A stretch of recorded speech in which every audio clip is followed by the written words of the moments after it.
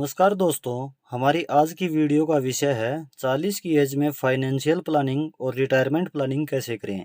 वह व्यक्ति जिसकी एज लगभग 40 वर्ष है, अभी तक इन्वेस्टमेंट शुरू नहीं की है, तो इस वीडियो में हम यही जानेंगे कि यदि अभी 5,000 रुपये पर मंथ SIP शुरू की जाए तो 20 वर्ष बाद कितना अमाउंट मिल सकता है।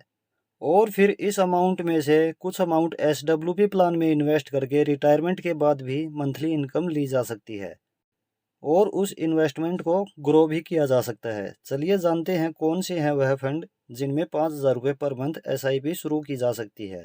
उन फंड का ओवरव्यू, उन फंड का पास्ट परफॉर्मेंस, SIP अमाउंट कितना होगा हर एक फंड में, और कैलकुलेशन करेंगे कि 20 वर्ष बाद कितना अमाउंट हो सकता है, और उस अमाउंट में से कुछ SWP के लिए इन्वेस्ट किया जाए तो मंथली इनकम क्या हो सकती है। Number 1, Nippon India large cap fund direct growth. Number 2, quant mid cap fund direct growth. Number 3, axis small cap fund direct growth. Nippon India large cap fund direct growth, इस fund का fund size है 26,925 करोड़ रुपए। NAV इस fund की 93 रुपये 80 पैसे है। Expense ratio इस फंड का 0.74% है। एग्जिट लोड 1% लगेगा यदि 7 दिन में ही रिडीम करते हैं। SIP मिनिमम इस फंड में 100 रुपये पर मंथ शुरू कर सकते हैं। लमसम मिनिमम इस फंड में 100 रुपये कर सकते हैं। यह फंड 11 वर्ष 5 महीना पुराना है। एसेट एलोकेशन, इस फंड में लार्ज कैप में 83.6% एलोकेशन है। मिड कैप में एलोकेशन 8.9% है। स्मॉल कैप में एलोकेशन 6.7% है। परफॉर्मेंस, इस फंड की पिछले एक वर्ष की रिटर्न है 40.85%। पिछले 3 वर्ष की एवरेज रिटर्न है 25.70%।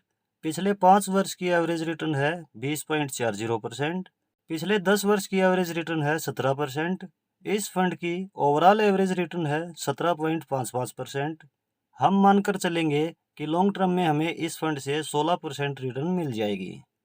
Number 2, quant mid cap fund direct growth, इस फंड का फंड साइज है 7,952 करोड़ रुपए। NAV इस फंड की 273 रुपये 35 पैसे है। एक्सपेंस रेशियो इस फंड का 0.62% है।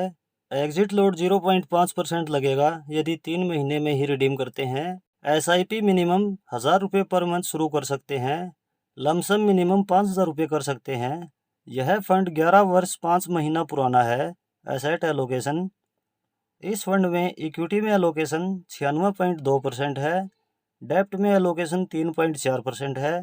कैश में 0.3% एलोकेशन है। इक्विटी में मिड कैप में एलोकेशन 72.5% है। लार्ज कैप में एलोकेशन 23.7% है।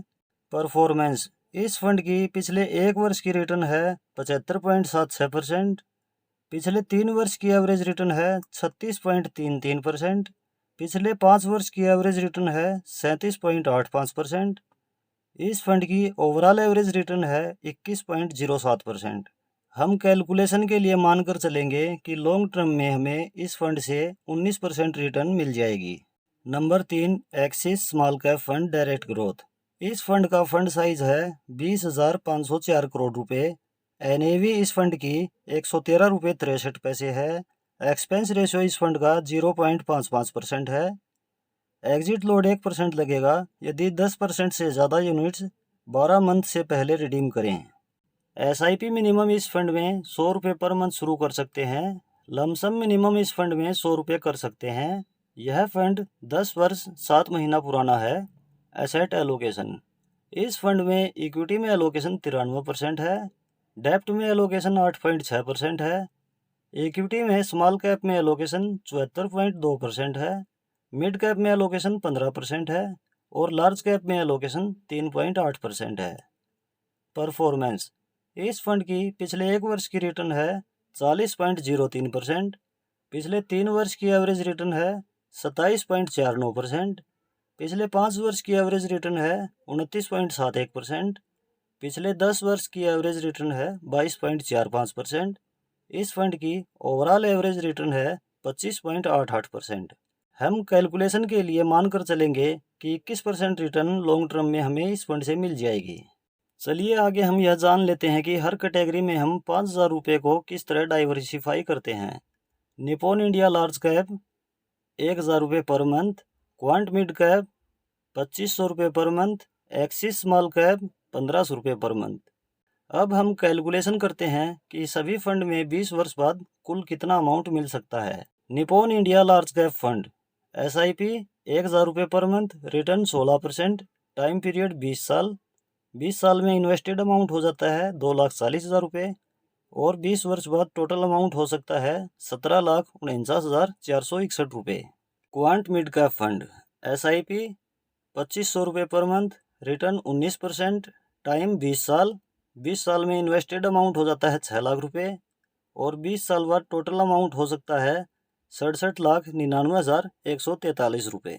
Number 3 axis small cap fund SIP 1500 रुपये पर मंथ, रिटर्न 21%, टाइम 20 साल।